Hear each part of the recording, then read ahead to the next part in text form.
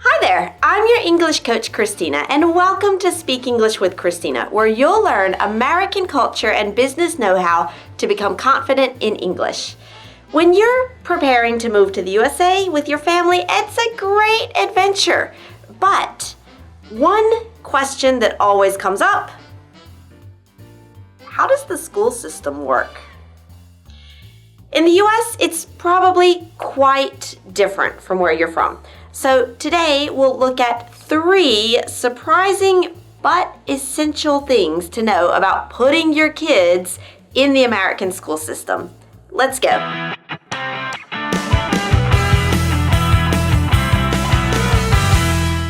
If you want to practice speaking about the topic of raising kids in your country and other everyday topics, you're in luck. It's our theme of conversation next week in my Faster Fluency Conversation Club. You'll talk about it with other motivated students from around the world and a teacher from my team who corrects and helps you to improve. I'll put a link in the notes below for you to join us in the Faster Fluency Conversation Club.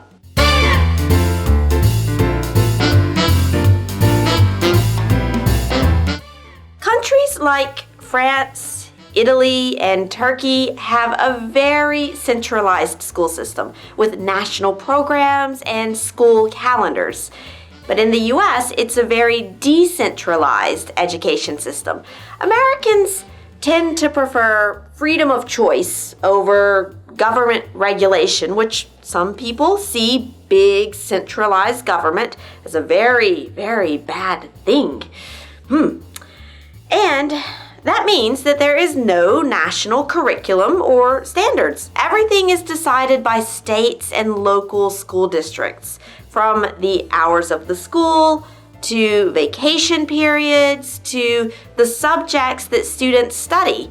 And sometimes a single city may have more than one school district.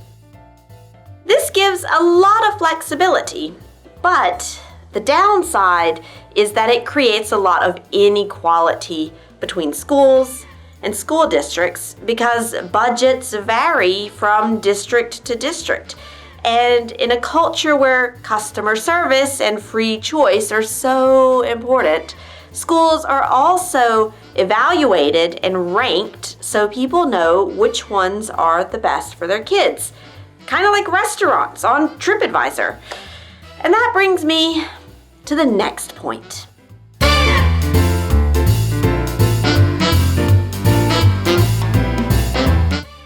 This may seem surprising, but many parents choose the location of their homes based on the quality of the surrounding schools.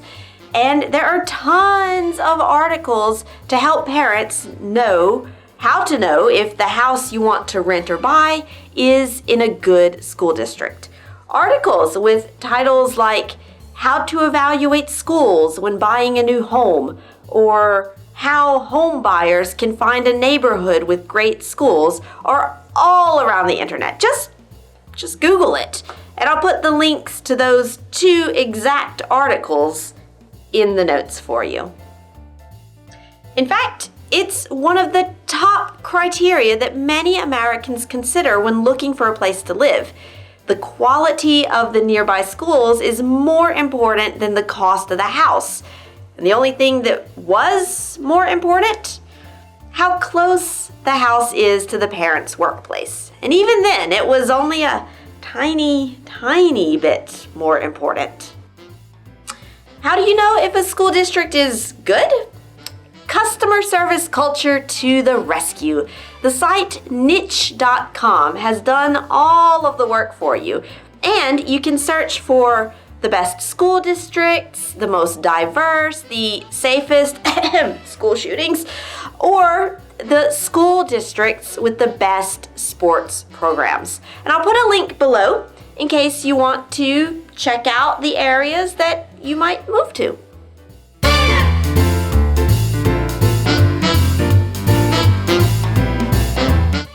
When I first came to France, one of the things that shocked me was how long the school days are.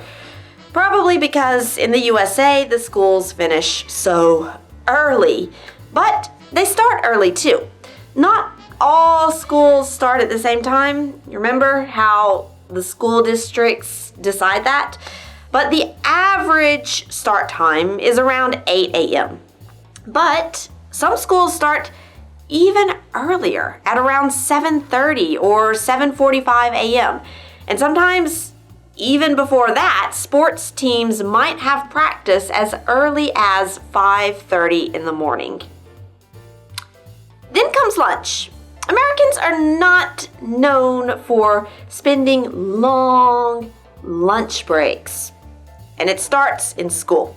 I think when I was a kid, we had exactly 27 minutes to get into the cafeteria, get our food, eat, and get back to class.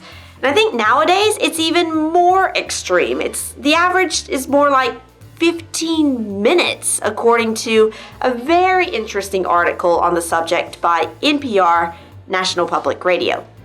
And this is probably why many parents prefer to pack a lunchbox for their kids so that they can actually have a few precious extra minutes to sit down and eat and not lose the time standing in line in the cafeteria.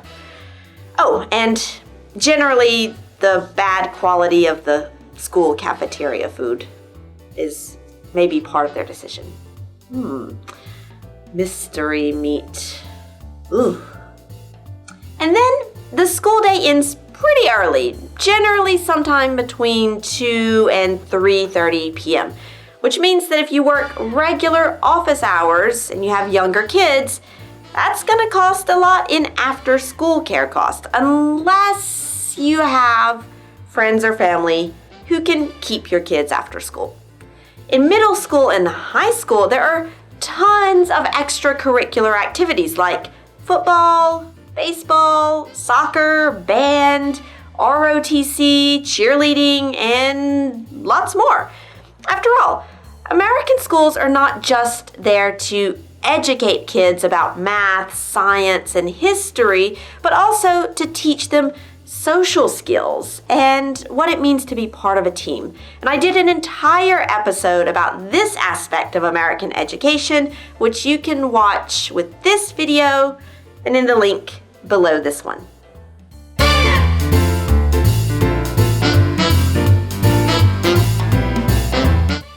Now, what about you? What's something interesting about the school system in your country? Share it with us in the comments so we can see what school is like around the world. Or, better yet, come and talk about it in the Faster Fluency Conversation Club. Next week, our discussion topic is raising kids in your country, and school is a big part of that. You'll get live speaking practice with other motivated members of the Speak English with Christina community and with our Fluency Club leaders, Cara and Trisha. And you can get all of the details and join the Fluency Club by clicking on the link below. And you'll also get extra resources and a conversation guidebook to help you increase your vocabulary and become more confident in conversations. Thank you for learning with Speak English with Christina, and I'll see you next time.